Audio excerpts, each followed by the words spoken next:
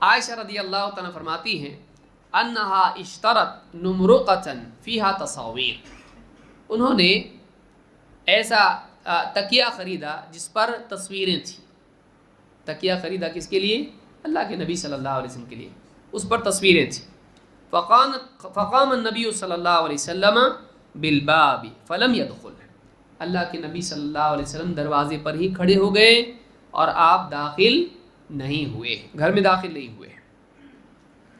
فقلت اتوب الی اللہ مما اذنبت، کہا کہ جو بھی غلطی اللہ کے رسول مجھ سے ہوئی ہے میں اس سے اللہ سے توبہ کرتی ہوں. بعض روایات میں ماذا اذنبت، کیا غلطی ہو گئی اللہ کے رسول مجھ سے.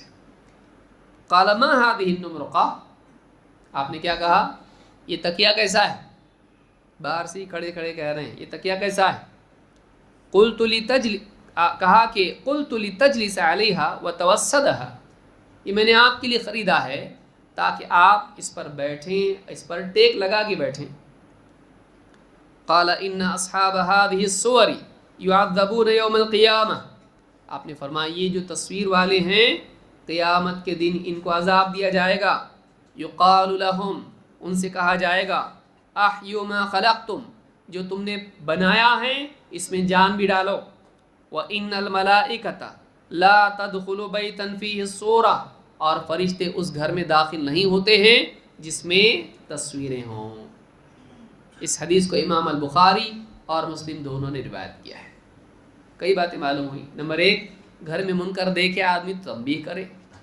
2، یہاں پر معلوم ہے کہ آپ گھر میں ہی داخل نہیں ہوئے.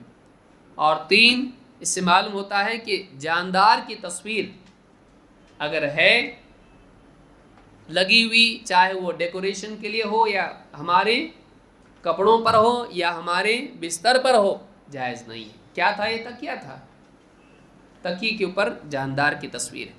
آپ نے اس کو پسند نہیں کیا. عائشہ فرماتی بعد میں نے اس کو پھاڑ دیا، ٹکڑے کیے اور اس کو الگ الگ اس کے کپڑا اس کا استعمال کیا.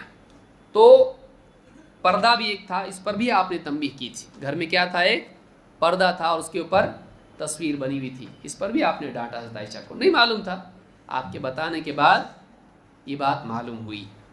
تو جس گھر میں تصویریں ہوں بطور زینت، آپ دیکھیں گھروں کے اندر تصویریں ہوتی ہیں جانداروں کی. گھوڑے کی تصویر ہے، کبھی کوئی بعض اوقات کعبہ کی تصویر ہوتی ہے، اور لوگوں کی، زندہ لوگوں کی بھی تصویریں ساتھ میں ہیں.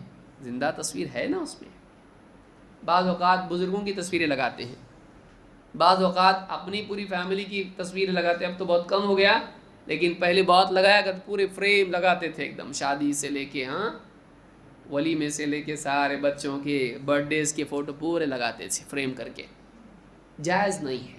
فرشتے داخل نہیں ہوتے ایسے گھروں میں. رحمت کے فرشتے، ملک الموت آئے گا. آدمی کہے کہ موت سے بچنے کا طریقہ اچھا ہے، کیا کرو؟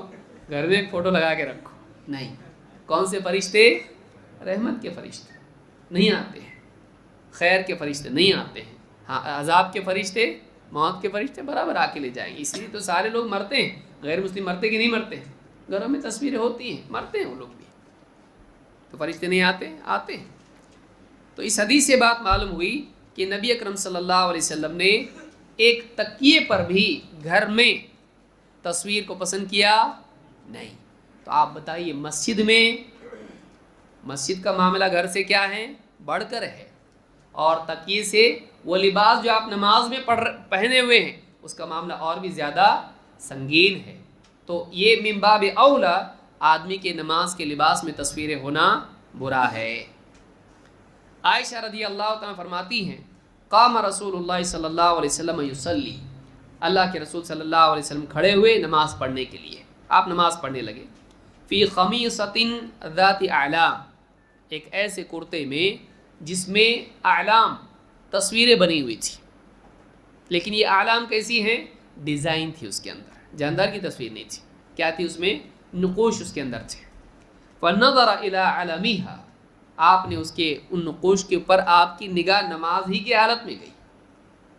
آپ کا دھیان، آپ کی نگاہیں اس پر گئیں.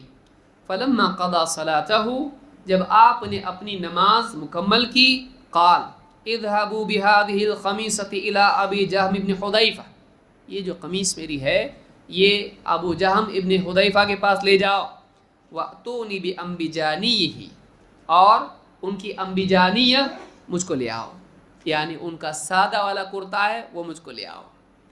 فَإِنَّهَا أَلَهَتْنِي آنِفًا فِي صَلَاتِي، اس لیے کہ اس قمیص نے یا ان نقوش نے مجھ کو میری نماز میں اپنی طرف متوجہ کر لیا،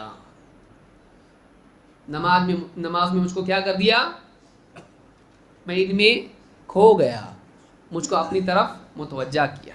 اس حدیث کو امام البخاری اور مسلم نے روایت کیا ہے۔ اس سے بھی معلوم ہوتا ہے کہ جا نماز، مساجد اور ہمارا اپنا لباس بہت زیادہ ڈیزائن والا نہیں ہونا چاہیے۔ کیا اس سے نماز نہیں ہوتی ہے؟ ہوتی ہے۔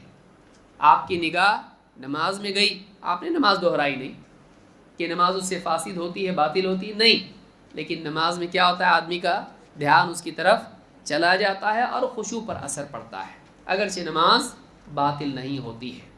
تو اس حدیث سے بات معلوم ہوتی ہے کہ نبی اکرم صلی اللہ علیہ وسلم نے ایسے لباس کو بھی پسند نہیں کیا جس میں انسان کا دھیان اس کی طرف چلا جائے، اگرچہ اس سے نماز فاسد نہیں ہوتی ہے لیکن نماز میں دھیان میں کمی آ جاتی ہے۔